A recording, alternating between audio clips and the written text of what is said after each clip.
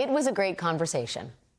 That's what Elon Musk tweeted last night, appearing to corroborate the reporting that he met with both Donald Trump and Amazon founder Jeff Bezos at Mar-a-Lago last evening. Bezos is the latest in a string of CEOs who have visited President-elect Trump in recent weeks, including Netflix CEO Ted Sarandos, Apple CEO Tim Cook, and the CEO of Google's parent company, Alphabet, Sundar Pichai. Now, Trump's delight that big business is kneeling before him is not exactly a secret. In the first term, everybody was fighting me. In this term, everybody wants to be my friend. I don't know. My personality changed or something. Trump is clearly enjoying all of this attention. But what do the CEOs want in return? Joining me now is Brian Schwartz. He is a White House economic policy reporter at the Wall Street Journal. Brian, you've been on this beat doing some great reporting. Thank you. Not in the corner at Mar-a-Lago, but clearly well-sourced about who's coming in and coming out. Can you just first talk about how different this courtship is compared to the last time Trump was the incoming president? Well, it's totally different from that, but it's also different than what we've seen with President Joe Biden. I mean, this is just kind of worlds different because the CEOs learned last time around Trump 1.0 that going directly to Donald Trump is really the best way to get what you want. With Tim Cook in the first term of Donald Trump, he was regularly in touch with him. And that was a lesson many CEOs took from Tim Cook to how to engage with Trump on a variety of fronts. And it's a regulation or tariffs, if they're trying to look for being excluded for some of those impacts from the tariffs. This is what they've learned. And clearly, they're going route one now, right to Trump at Mar-a-Lago. You mentioned tariffs, and I feel like I kind of want to break down what interest some of these CEOs may have. This is speculation because we don't actually know what the conversations were. But tariffs seem to be like the looming cloud on the horizon for a lot of these big business CEOs.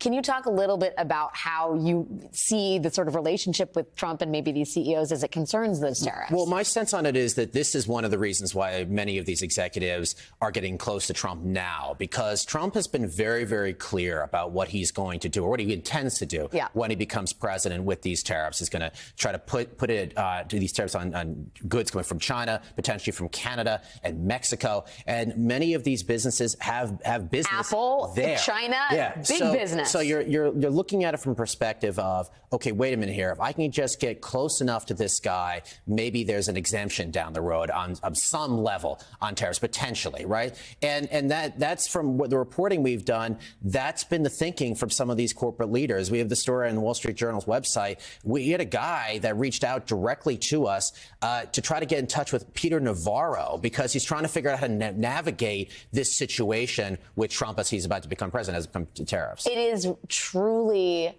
personal relationships that may dictate economic policy on a major scale.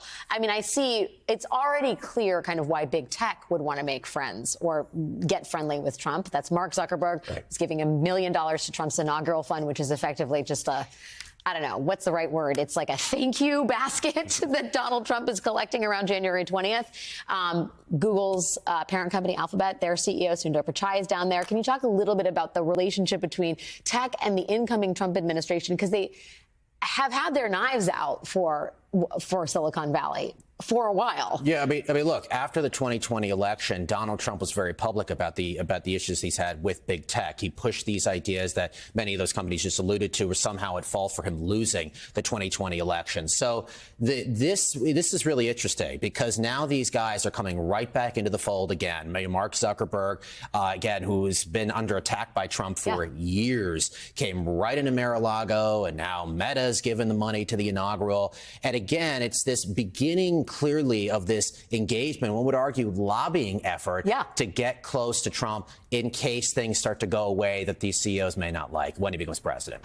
There's also we talked about in the reader before this segment began, Amazon is seeing what the Teamsters Union is calling the largest strike ever against Amazon unfolding at the peak of the holiday season. There's a lawsuit involving both Musk and Bezos' company and the National Labor Relations Board, something that Trump is going to oversee. I mean, they got a lot of, labor interests that Trump could be a deciding factor in, and having a close relationship with the president could be a boon for business or the opposite. But also getting to know Elon Musk is going to be critical here. I think, look, what we're seeing in Washington right now, I know I've watched your show, I saw the segments before. Let's get really down to this here. Okay, Elon Musk is clearly going to be one of the most influential CEOs, maybe in the world, because of his proximity to Trump. Maybe there isn't a meeting I have heard of that doesn't include Elon Musk and Donald Trump in the same room, whether it's with business leaders, foreign leaders, with potential hires. This has been going on from our reporting for over a month. I mean, since the end of the election. And, that is something we have to really keep an eye on here as we go forward. Well, and it's also a potential major conflict of interest. You're saying Elon Musk is, in fact, maybe a shadow president or a deeply, deeply influential advisor. Elon Musk has government contracts that are very, very lucrative through SpaceX. Tesla is subject to, federal regulations. Then, of course, there are his social media properties. I mean, and he could make policy effectively. Well, also, with the way they teased out this government commission, right? This external group, DOGE, right? Just say it. This external advisory group.